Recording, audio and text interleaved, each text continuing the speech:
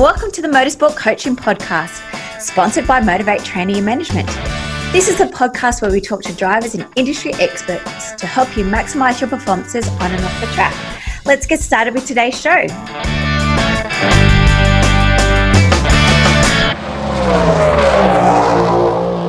Hello, everybody, and welcome to episode 81 of the Motorsport Coaching Podcast. I am your host, Belinda Risley, and today I am joined by upcoming karter Hugh Barter. He's Japanese born but raised in Melbourne, Victoria, and he's got a very exciting career ahead of him. I hope you enjoy his career to date story that he's going to share with us today and his journey on wanting to travel and race internationally. Team, if you haven't already, please head over to iTunes or your preferred platform and subscribe to the Motorsport Coaching Podcast. Please leave us a review, and every review will go into our monthly draw to win one of our free training courses. So we either have the athlete performance or the career development that you can decide. They are drawn on the first of the month and they are advertised through our social media platforms at MotiV8 Training. I hope you enjoy this show, guys. A little bit of inspiration for you, and it's great to hear the challenges that are going behind the scenes.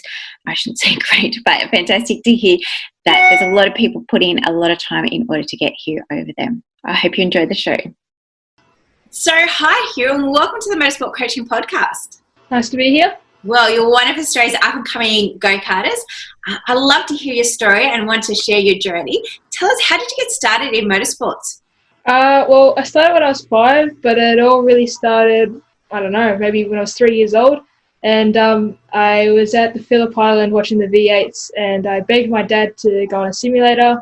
And I loved it. Dad saw that I had some sort of talent, and it's just kind of grown from there to a simulator to doing go-karts in a small track called Stony Creek. I started when I was 5, and then I kind of got to nationals, and here I am now.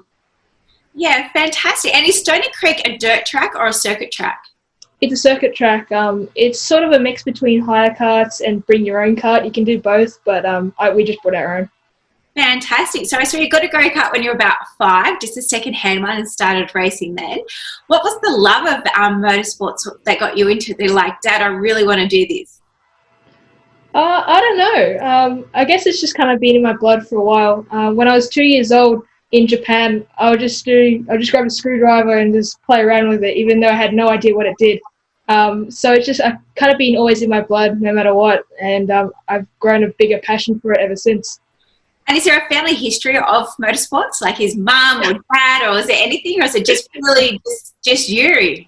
Yeah, just purely me, pretty much. Dad did it for a bit of fun, but he's a tennis player, so two completely different sports. I'm surprised he didn't push you towards tennis more. There's a lot more money.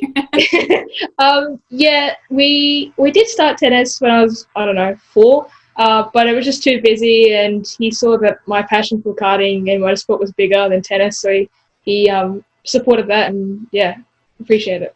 So you're saying that you started off just participating as a little bit of fun, and then you've taken it now a little bit more serious in racing nationally. How old are you now, and so how long altogether have you been racing for? I'm 14, so I've been doing it. This is my 9th year, almost 10th. Yeah. So it's been a while now, so I know a couple of things. Yeah, and hopefully you can share some of those insights with us today. And so what category do you race now? I race KA2 and JMax, and a bit of KA3 here and there in state racing. Awesome. And who do you race with? Australia's best karters. Like what race team? Oh, okay. I race with Patrizi Course. They are the factory team of Ricardo Kart and Beryl Art, and so they help me with setup and just getting the best out of me throughout the weekend. And so you've only recently changed over to Patrizi Course. What was it that attracted you to go across to them? I think they gave me a lot more opportunities. They offered us a really good deal with my future-wise, and it's just kind of grown from then, and relationships really good. Yeah, and they're very professional race team. I've seen them in supercars. I've definitely seen them around the track. They definitely know how to bring the professionalism to karting, which is fantastic. What roles do your parents play? I know your dad's an avid supporter of you, and no doubt I'm thinking that mum does a lot behind the scenes. So just tell us, what does mum do to help you? Mum's actually kind of the brains behind the setup, as well as keeping track of how we are going throughout the weekend. Mm-hmm. So she logs a lot of the data, as in like into her book about what we did with the setup and what we changed, and then logging what I say back in advice. So if you look through, we have a book, we call it the data book, even though there's really no data in there about what happened each session. But we'll go through, we'll see the setup, and then at the very bottom we'll see my advice on what happened with the kart. And so it's an easy way to access, when we did this, this happened. And so we could always go back to that and reference it. So she does a lot of that. It took her 2 years, I'm going to say, to do all the research to say, the Canva does this does this. So she's really helpful about that and helped me develop those skills as well. I love Mum. What a fantastic idea. I quite often get our drivers to feeling like a race report, but it doesn't align with that data. But that's a fantastic idea. Is she also your brains behind all of your social media? Because you are on a lot of platforms. Tell us what platforms are you on, sorry? I'm pretty much on every platform you could find. Twitter, Instagram, LinkedIn, Facebook especially, and probably Pinterest, but that's not big. But yeah, a lot of the main platforms we're on. Yeah, and do you do your social media post yourself, or does Mum help you with that? Dad and I both do it together. Yeah, fantastic. Yeah. And because you've been able to get some great exposure, I've seen you on LinkedIn having different interviews, not just with the motorsport professional, but external, helping promote your sponsors. How have those opportunities come about? I guess just they see me on social media and they say, this, I don't know, I'm not trying to say anything about me, but, maybe this kid could be some fun to interview. So they contact us, or maybe sometimes we contact them, and maybe they have good exposure for us in Europe or England or something like that, or even here in Australia. So it's a good opportunity for either way. And I think one of the reasons why you've been able to obtain those opportunities is because of your perseverance or your constant social media posting, because I can guarantee every day when I log on to all of those social media platforms, yours is one of the first posts to come up, whether the algorithm has recognized that or not, or whether you are just consistent. But I definitely have think that has helped you get the other exposure, that you've been able to get those other interviews. So well done. Thank you. Do you have a preferred platform? Like you mentioned, you kind of laughed about Facebook, but do you like Facebook the most? Or? I think Facebook's good, and so is Instagram. I think LinkedIn is good on the professional side of things, but Facebook is really good to contact kind of your followers and update them on how you're going throughout the weekend. It's just a really good platform to update the general public about what's going on in your career. Yeah, and do you do a lot of lives or videos? What's your main content that you post on your social media? Not lives. It was more, just like a how you going sort of thing, and this is what I've been doing today, and my results and how I've gone across the weekend.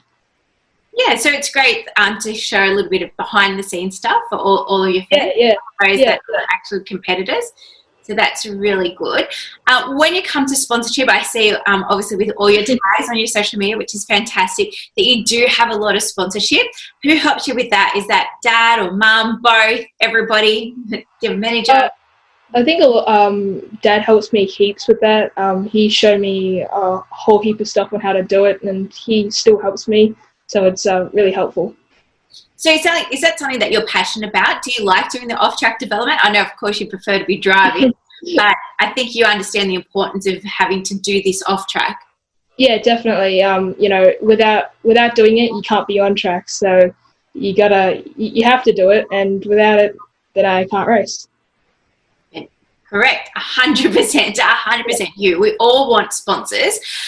So what are some of the sponsors benefits that you offer? I know from karting, some of the grassroots competitors do struggle offering benefits when it comes to sponsorship, obviously because we don't have corporate hospitality, but maybe not give away all your tips and tricks, but is there like one or two ideas you could give someone around the benefits you can offer? I think the problem with that is, like, you know, it's a long process. So you have to build your following up, and that's kind of like what we use a lot now as a leverage on Facebook, how we have 200,000 or something like that on our followers on our Facebook. Wow. So yeah, so when we approach a sponsor, that's like one of the main things that we leverage off. So it's good to get promotion for their company with my Facebook. It gives them promotion, I guess, but exposure. So it's good for them to get that as well, but maybe just that pretty much we use. Yeah, and like, are you in constant contact with your sponsors, or do you just really talk to them through your newsletter that anyone can subscribe to? Yeah, so we are always in contact with our sponsors. There's one that we used to, before COVID, used to visit quite frequently and talk to him and just see how they were doing. They were, I think he's, I don't know, son, or there's some sort of family relationship who used to do rally as well. So yeah, there was always a kind of relationship with your sponsors that we kind of held. Yeah, and it's always great when you've got a sponsor that's interested in motorsports or has a family or friends, so they kind of understand it a little bit more than just, you know, someone that's not interested in motorsports. Yeah, 100%. So you do have a long list of sponsors, which is fantastic, because trying to get you over to France in 2021. But one of those sponsors are Fitness First, and I love talking to drivers about what they do for their training. So can you tell us a little bit about the type of training you do with Fitness First? So I train a lot on my abs and my arms. Mm-hmm. It's pretty much everywhere in the body you need to train. The motorsport is a very demanding sport when you're in the car, because you have to focus on your neck, your abs, your arms, your legs, because you're pressing the brake and throttle, you're turning the steering wheel. You have to keep your body in a centered position as much as you can, and you have to hold your neck up through the G. So it's just training everything. Like I'll do sit-ups, I'll do something like a plank for 5 minutes, 10 minutes. But yeah, anything that you can train in your body usually works out to benefit you in the car. And on a race weekend, Hugh, do you do any specific warm-up exercises? Not particularly. I do breathing exercises that help me calm down my mental state, because I used to get very nervous on the grid. But I do breathing exercises that help me with that. Awesome. I did write, do you have any superstitions? But is that one of it? Just your breathing? I kind of do. I race in the final with my white gloves. That's the only glove that I race through the final. Yeah. So I'll have, like, through my heat races and my quali, I'll only wear one certain glove, and then it comes to the final, I'll change. I don't know why. It's always been like that. I love it. It's just those little things that mentally get you prepared. And, like, have you done any direct mental training, mental preparation training, or is it just like you found out that you're getting quite anxious and so you researched it and then you started doing some breathing exercises, or do you work with a sports psychologist or anything like that? Yeah, I used to work with a sports psychologist called Noel Blundell. Mm-hmm. I don't know if you know him, but he helped me heaps. And I think as soon as maybe a week after I started seeing him, I put it on Paul for Albury Nationals. So he was a big help to us. Oh, fantastic. So it's great that you've been able to continue on with those exercises that he's given you. It's always great before you go out there just to have that moment by yourself to, I guess, visualize the up-and-coming race and what's before you, looking at your white gloves, so know that you're in the zone, ready for that final race. So that's fantastic. I love it. I love it. So you're currently racing karts at the moment. What's the next step looking for you? Formula 4 over in France. That's our next big step. Yeah, and why France? Obviously, there's lots of opportunities. Yeah, France is a good opportunity because it's all equal ground. The car and engine's the same across all field. It's open data, so you get to see everybody else's data. And I think it's just a good development for myself in the way of my driving racecraft and looking at other people and how they do things. It's also just a really good opportunity with exposure because France is a quite motorsport prominent area. So it's I think it's just good in all round. And they have great champagne. No, you're too young to drink. I was thinking for mum and dad. Can you speak French, or have you been studying during lockdown? My school actually studies French, so it's a win-win situation. Wow, that's awesome. You are still looking for funds to get you across there. What kind of support are you looking at this point of time? Money. Well, I guess we're always looking for money, but anything helps. Just at this very point in time, money is the number one thing. But across my career, probably exposure is huge because exposure could lead to money. Yeah, of course. And is it like you're wanting money for the flights, accommodation, or actually just to go racing, like to actually race that category? Yeah, well, that too. Yeah. Flights and accommodation is a big part because especially with the transfer rate between Australia and European, money is huge. So what they have, what it costs over there is heaps in Australian dollars. So I don't know, I think it's like 1.4 I think now, but yeah. I haven't looked at it. Yeah, it's really bad. But anyways, accommodation is huge, and flights I think we have sorted at the moment. And so how many rounds do they have in the F4 series? I'm not sure, to be honest. I think they have like 6 I want to take, but yeah. Awesome. And when does that series start? Are they racing back in Europe? I'm really excited at the moment. Originally it started in February or March, but at this point with Corona, I'm not sure anymore. Maybe dates have changed. I got no idea. It's so sad. Yeah. And so if people are wanting to follow your journey, obviously all of your social media platform links will be available in today's show notes, but how can people follow you and what's like your handle? Hugh Barter Racing on Facebook. That's probably the best way to follow me. There is my newsletter on my website, so you can go check that out and you can get a newsletter. I think it's 4 per year or 6 per year. Oh, no. It's per season, so yeah. But can I just tell you guys, it's not just a newsletter, it's a whole book. It's actually like a magazine. It's something like what Karting Australia actually puts out, like a race program. It is fantastic. There are great stories. It's not just based on Hugh's race results. There are obviously sponsor highlights as well. So if you are looking to do something a little bit more exciting for your sponsors, I do highly recommend signing up to Hugh's newsletter. As you said, it's available on his website. So that's just hughbarterracing.com or .com.au? .com. Yeah, awesome, cool, of course. .com. And I think as lots of people said that you're going to be the next up and coming racer, Australian racer, in whatever series it's going to be at this stage. We can just wait and see. So I wish you all the very best. Just 2 more things before you go, Hugh. Do you have any advice for people just starting out in karting? Obviously, this started out as a hobby. It was kind of a dream when you were 2 or 3. But anyone that's just wanting to kind of just participate, really. I think patience is number 1, is key.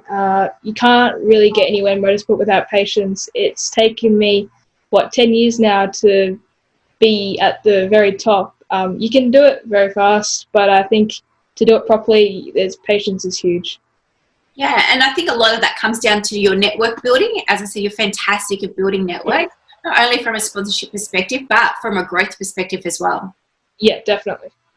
And just being, making sure that you're, what's the word I'm thinking of? Like responding to people on social media as well. So I see that's something that you're very good at as well. So on LinkedIn, if someone says, great work, mate, you don't just hit like, you actually go in there and say, thanks, Belinda, I appreciate support. So being genuine and actually putting those the time into responding people helps build those relationships as well.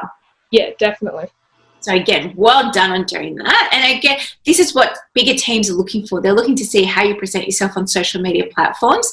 So, you know, whether you want to follow Hugh's journey as far as his racing going or just seeing what he's doing on social media, again, just follow him at Hugh Barter Racing on pretty much everything, including Pinterest, which I find that one interesting, but I'm going to go check it out. But you also do simulator training as well, or races, don't you? Yes. Yeah, so are you on Twitch? I want to be. I'm still looking for a new CPU that can support my stream, but we'll get there. I think that's like the biggest of our worries at the moment, but yeah. I have no idea what that means, but it sounds very complicated. But obviously, like, sim racing is what you can do at the moment, being in lockdown, because we've pretty much been in lockdown since March down here in Victoria, Australia. Yep. And so do you enjoy those races, or, I mean, there's nothing like the real thing, is there? No, but yeah, they're very enjoyable. They help me just keep those motor skills and keep me arms fit. There's not really anything else I can keep fit in the simulator, but with the force feedback and a direct drive wheel, your arms have to do so much work. So I think that's just helped me with my arms and reaction time as well. So it's just keeping those skills ready to go racing again. Awesome. I love it. And so obviously keeping up with your fitness training, you're, continuing to build your sponsorship networks and relationships, you're building your social media profiles, you're trying to build a newsletter list, building your relationships with the sponsors to go overseas and not just national now, like expanding it to an international basis. And pretty much just having fun in simulator. Is that the world of Hugh at the moment? Yeah, pretty much. Hold on. Well, as I said, I feel like you're a great credit to the sport. At 14 years of age, you've achieved a lot, and I think that, we're going to see a lot more from you. Before you go, though, what is your favourite racetrack and why? Oh, that's a hard one. If it was just every racetrack in general around the world, not including all the car tracks, I would say Nordschleife, which is the big German GP track. Wow, okay, yep, and why? I think it's just a really technical track. The track's 8 minutes long, so it's just I think it just really shows like your knowledge of the track, and you have to be so focused 100% of the time. You get one break across the 8 minutes, and that's it, and you're back into it again. So it's just a really driver's track, I guess. Oh, fantastic. That just leads me to another question. You're just saying that it is a long track, it's 8 minutes. How do you prepare going to a new racetrack that you've never been to before? Obviously, it's okay with the old tracks because Mum's got those notes, but how do you go into the new track? Do you research it? Do you just rock up and drive it and then take some notes? I'll research, the track itself. I'll watch videos on YouTube on other people driving. Whether or not they're good or not, I got no idea. It gives me a general idea of where the track goes, and this is what I need to do around this corner, and giving me a general idea on how it all goes. And do you do much research upon your competitors, what they're doing on the track? Not really. It's hard to say because they might have different track conditions, and there's too many variables to reference off. I think the main thing is just to focus on yourself until it's race weekend. Fantastic. Well, thanks for that insight here. You gave us a few little golden nuggets today. I really appreciate that. Again, I wish you all the very best in France for 2021. Fingers crossed we can get you across there. And, of course, we can do anything, let us know.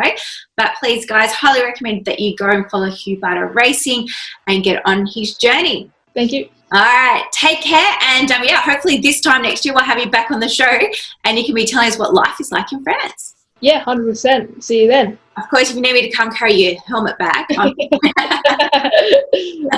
right, buddy. See ya. See ya. Hey guys, Alex Gardner here, go-kart racer from Queensland. I've been with MotiV8 for about a year now, and I've definitely benefited from her and her crew. Nutrition, social media, sponsorship, and exercise is what she helps me with. She also does mental strength as well. I'm looking forward to my journey ahead with MotiV8 Training. Well, thanks everyone for listening to this week's show. I really hope you enjoyed that one as much as I did. Now remember, all the show notes with the links and the specials mentioned in today's show are available over at MotiV8Training.com.au. If you haven't already, I'd really appreciate it if you could head to iTunes or Stitcher, type in Motorsport Coaching, subscribe and leave us a review. Each week I'll read them out and you'll go into a monthly draw to win a fantastic prize. If you have any questions or comments, please email us at MotiV8Training.com.au or head over to our Facebook page at MotiV8T. Until next time, take care.